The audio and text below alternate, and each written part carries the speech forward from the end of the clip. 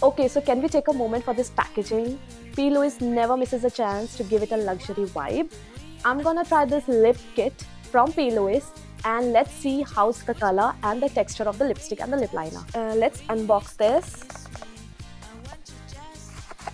This is so pretty. Lip pencil and a bullet lipstick. It's very smooth, buttery. Very nice, honestly.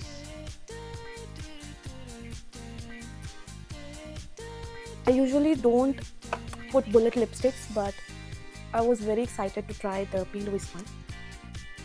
Here we go. Wow. Just wow. Just look at it.